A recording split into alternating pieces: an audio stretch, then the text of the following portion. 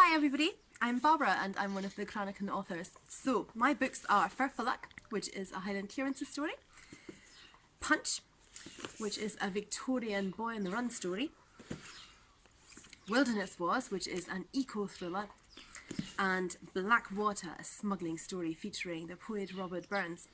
And actually in the summer I've got a new book out called The Siege of Calaverock.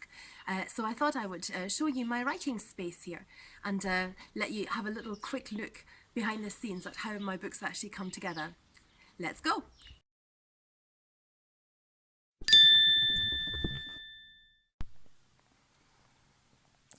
As you can see, I've got a few illustrations here from Black Water. These are the originals drawn by a fantastic illustrator called Sandra McGowan. And then I've got a print of a Punch and Judy theatre in Victorian times and an old writing certificate, wee window, lots of books for research. I'm not very tidy. And then down here is where it all happens. This is my desk, and I'll talk you through some of the things that happen in there. So I thought I'd show you some of the stuff that is actually on my desk and around it. So I'm a messy person, I always have been, and I thought, no, I'm not going to tidy everything up to show you what my writing space is like, because I'd be lying. So I have my computer obviously, but I also have some things that I really love on my desk all around it, like my little blue landscape painted by my best friend, which just calms me down, and I love it, I completely love it. I have my little bear figurine, which my publishers gave me when Punch was published. It has a dancing bear in it, and it seemed only right to have a bear. So I have that live on my desk, my computer obviously, but also whatever I'm working on next. So here goes. I have a research pile on my desk at the moment for the book that I'm writing at the moment. And I don't know what's going to happen with that one yet. But I have the Orkneyinga saga about Viking Scotland, Introduction to Old Norse. I'm not that clever really, but I like to sprinkle some in, and then medieval Scotland, just so that I know what kind of period I'm writing about. It helps me get things right. I always have lots of notebooks, and this of course is the Cranachan catalogue, which has got some of my books in it, and lots of other brilliant books by other Cranachan authors. This is my current favourite notebook. Is it not beautiful? I absolutely love it. It's gorgeous, and my husband gave this to me for Christmas, so I love working in a beautiful notebook. And I'll show you a little bit about how the books actually come together. For example, for the Siege of Calaverock, I do lots of note-taking like this, where I write down things that seem relevant, and I glue pictures in and extracts from other books. Here I'm doing a bit of work on the heraldic symbols of some of the characters that I was describing in the Siege of Calaverock. This is the Maxwell crest, and the Maxwell family is very important in that book. And lots of notes like that. But actually, I thought you might also like to see that at the back end of the book, I tend to have lots of photographs and pictures.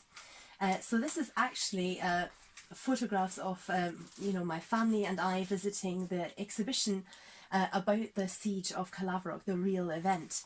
It was a pretty dreich day, but lots of photographs of the castle and of all the drawings and displays and signs, which helped me imagine what it was really like.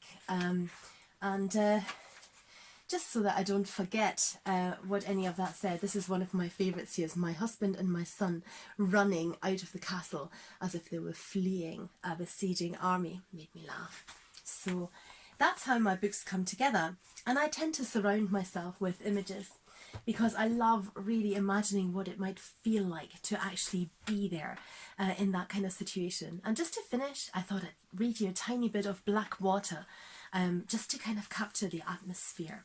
And for this, I'm going to move it away a little bit. Here we go. So this is the very beginning of Black Water, a smuggling story set in 1792. and featuring the poet Robert Burns. But we don't meet him yet in this beginning chapter, but we get an idea of the danger of the situation. Chapter 1. Solway Seas. Early hours, 28th of February, 1792. The boat drifts. I try to sit as still as possible so father doesn't beat me. He said he would, if I fail him. A thin layer of black water swills back and forth around my feet, and I wish I'd taken off my boots, but it's too late now. Father is standing up as straight as he dares, I suspect. If I close my eyes for a moment, the night can't get any blacker, and there is a joy in that.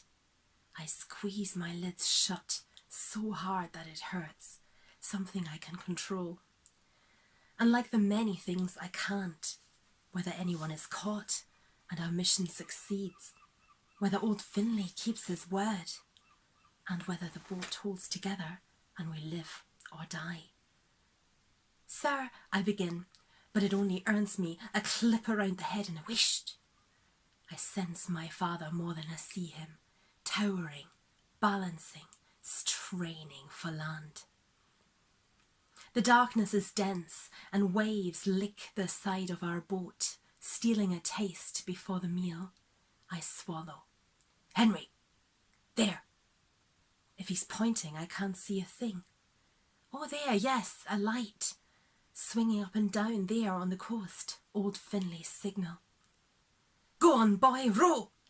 Father throws his weight onto the bench beside me, and what seems like a pailful of black salty water sweeps in.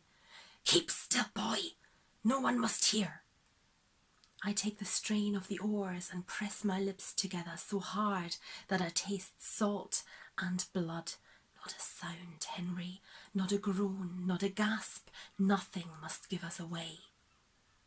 The faraway cry of a shearwater and the gentle lapping of the waves are both drowned out by the blood rushing in my ears.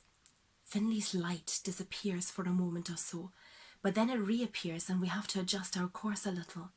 Father, just a crouching shadow beside me, hisses a bad word, but the wind carries it out to sea. Then the signal. A tap on the shoulder, and I lower the oar slowly into its hook. We drift.